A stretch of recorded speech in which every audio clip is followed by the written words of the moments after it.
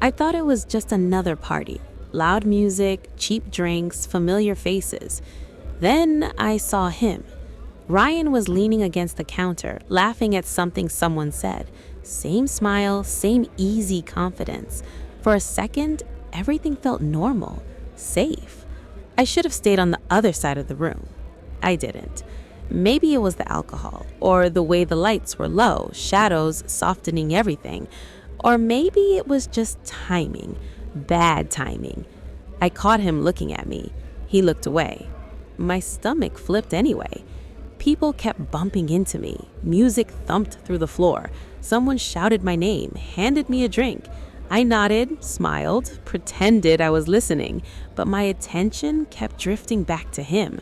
He was closer now, not touching, just there. "You good?" he asked, leaning in so I could hear him. Too close, way too close. "Yeah, I'm good," I said. My voice didn't sound like mine. His arm brushed mine. Accidentally, probably. A jolt shot straight through me, sharp and fast. I didn't move away. Neither did he. Something shifted. Subtle, but real. "Want to help me grab ice?" he asked. Ice. That's what changed everything. The kitchen was quieter, not silent, just muted. The party felt far away, like it belonged to another world. The fridge light flickered on, washing his face in white. He laughed. "This thing's always empty." "Like your fridge?" I teased. "Hey, rude!" He bumped my shoulder with his, playful, familiar. My heart was doing something weird, fast, uneven. We stood there too long. I noticed the way his hands moved as he filled the tray, steady, confident. I'd seen those hands 1,000 times, helping me move, fixing things, grabbing my wrist when I almost slipped on ice that one winter. I'd never noticed how warm they were. "You've been quiet tonight," he said. "Have I?" "Yeah, kinda." I shrugged, staring at the ice instead of his face. That idea. His reflection stared back at me in the stainless steel, watching, waiting. I hesitated. "It's just been a long week." He hummed softly, close enough that I felt it in my chest. For a second, neither of us spoke. "Before I go on, I'm curious. Where are you listening from right now? Drop your city in the comments." The silence stretched. Not awkward, heavy. "You remember our first party together?" he asked suddenly. I laughed, a little too quickly. "God, yeah, you spilled beer on my shoes. You wouldn't let it go for months. They were new," I said, "and you were an idiot." "Still am." Our eyes met. This time, neither of us looked away. My throat felt tight. Maybe it was just me, but the air felt different, thicker, like the room had shrunk a few inches when I wasn't looking. Someone laughed loudly in the other room. The sound faded again. Ryan's gaze dropped, not to my eyes, lower. My lips went dry. I swallowed. "We should probably get back." "Yeah," he said. He didn't move. Neither did I. Our knees touched under the counter, just barely. A mistake. I should have stepped back. I didn't. He didn't either. "You okay?" he asked again, softer now. I nodded, too fast. "Yeah, just hot in here." He smirked. "You want air?" "Sure." The hallway was darker, narrow. The music thudded through the walls, muffled and distant. We walked side by side, so close our arms brushed with every step. I could hear his breathing, steady. Mine wasn't. Halfway down the hall, he stopped. I almost ran into him. "M," he said. The way he said my name made my chest ache. "Yeah?" He turned to face me. The space between us vanished. I could count his freckles, smell his cologne. Something clean, familiar, comforting, dangerous. "I've been meaning to ask you something," he said. My heart slammed against my ribs. "Oh?" He hesitated just a second, but I saw it. That pause, that doubt. The party noise surged suddenly. A door opened somewhere, laughter spilled into the hall. The light from the living room cut across us. Ryan took a step back. The moment cracked. "Never mind," he said quickly. "It's dumb." "No," I said. Too fast, too sharp. "What?" He studied my face, really looked at me, like he was trying to decide something. "You sure?" he asked. I nodded. My hands were shaking. I shoved them into my pockets before he could see. "Yeah, I'm sure." He opened his mouth. Then someone called his name from the living room. Ryan exhaled, slow and controlled. "Later," he said, low. "Later." He walked away, just like that. I stood there alone in the hallway, heart racing, skin buzzing, wondering when everything had gotten so close to the edge and why part of me hoped he'd come back. I tried to shake it off. Didn't work. Back in the living room, everything felt louder, brighter. Too much. People danced, someone spilled a drink. The song changed. None of it mattered. I kept looking toward the hallway. Ryan didn't come back right away. I told myself that was good. Safer, easier, a lie. Minutes passed, maybe longer. Time was weird like that, stretching, folding in on itself. When I finally felt him behind me, I didn't turn around. I knew it was him anyway. "You disappeared," he said near my ear. My breath caught. "You did too." He was close again, closer than before. I could feel the heat from his body through my dress. It made it hard to think. "Walk with me," he said, not a question. We slipped outside through the back door. Cool night air hit my skin, sharp and welcome. The yard was dim, lit only by a string of lights hanging over the patio. Crickets, distant traffic. The party faded into a low hum behind us. Ryan leaned against the railing. I stayed standing, unsure, on edge. "You okay?" he asked again. I laughed softly. "You keep asking me that." "Yeah, I noticed." Silence settled between us, not empty, loaded. He reached for a beer someone had left behind, took a sip, then frowned. "Warm." "Still drinkable," I said. He handed it to me without thinking. I took it. Our fingers brushed. This time, neither of us pretended it was an accident. The touch lingered, just a second too long. I looked down at our hands, then back up at his face. Ryan was watching me watch it happen. "I've been trying not to do this all night," he said quietly. "Do what?" "Stand this close to you." My pulse spiked. "Why?" He huffed a short laugh. "You know why." I didn't answer.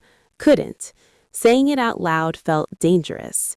Have you ever felt that moment? That split second when you know you're about to cross a line you can't uncross? Tell me in the comments. A breeze moved through the yard. I shivered. Ryan noticed immediately. "Cold?" he asked. "A little." Without asking, he stepped closer, blocking the wind. His arm hovered near my back, not touching, not yet. My body reacted anyway. "This is a bad idea," I whispered. "Yeah, it is." He didn't move away. We stood there like that, inches apart, breathing the same air. The string lights buzzed softly above us. "I keep thinking about what you said earlier," I admitted. "What I didn't say," he corrected. I smiled despite myself. "That too." His eyes dropped to my mouth. I knew he was doing it, and I didn't stop him. "Ryan," he said low, careful. "If I say this, things change." "I know." "You could lose me." I swallowed hard. "Or we could finally stop pretending." His jaw tightened. For a moment, I thought he was going to step back, end it, choose the safe option. Instead, he reached out and touched my wrist. Not an accident this time, a choice. My breath hitched. He felt it. His thumb traced a slow circle against my skin, deliberate, testing. "Ryan," I whispered. "Tell me to stop," he said. I didn't. The back door creaked open. Voices spilled outside. Someone laughed. Light flooded the patio. Ryan dropped his hand instantly, stepped back. We looked normal again. Too normal. Someone asked if they'd seen their phone. We shook our heads. Small talk, easy lies. When they left, the quiet rushed back in. Ryan looked at me, eyes dark, unsteady. This can't happen here. Not like this. Then where? I asked. He hesitated, then glanced toward the house, toward the hallway. Come with me, he said. I stared at him, heart pounding. Every instinct screamed at once. He held out his hand. I looked at it, then at him, and I made my choice. The hallway felt smaller than before. Or maybe it was just us. Ryan led the way, slow enough that I could have stopped him. I didn't. The music faded behind us with every step. My heart didn't. Just trust me, he said over his shoulder. I do, I replied, too easily. We stopped outside a closed door, guest bedroom. I'd been in there once, years ago. Nothing special. Tonight, it felt like a line drawn in the house. Ryan reached for the handle, paused. He looked back at me, really looked, like he was memorizing my face in case everything changed. This is where we decide, he said quietly. I nodded. My mouth was dry. I know. The door opened. The room was dim, lit only by the glow from the hallway, bed neatly made, a lamp off, shadows everywhere. He stepped inside. I followed.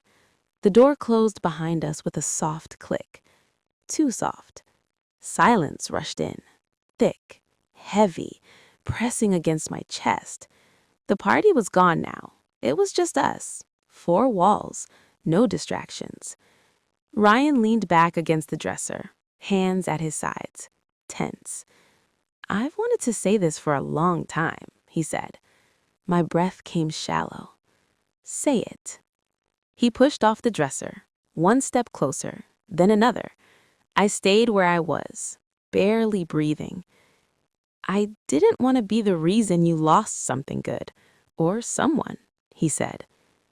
You're not, I whispered. His eyes searched mine. You sure? I nodded, slowly, honestly.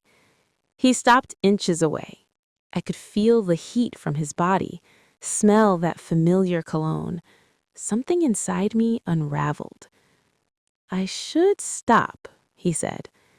You won't, I replied. A pause, charged, dangerous.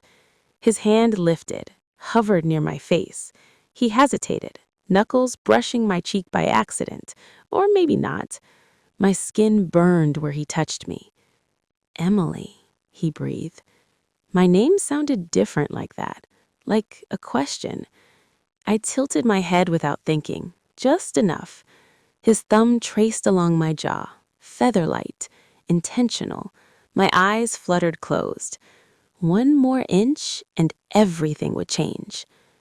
A knock echoed down the hall. Sharp, loud, real. Hey, anyone seen Ryan? Someone called, laughing. Ryan froze. His hand dropped instantly. We stood there, hearts racing, the moment shattering around us. He ran a hand through his hair, exhaled hard. This was almost a mistake. Almost, I said. Another knock, louder this time. Ryan opened the door. Lights spilled in. Noise followed. He looked back at me one last time. His eyes said everything he wasn't ready to admit out loud. Later, he said again. This time it sounded different. I stayed in the room for a moment after he left, alone, breathing, trying to understand what had almost happened. I touched my jaw where his thumb had been, the skin still warm. I walked back into the party like nothing had changed, but everything had.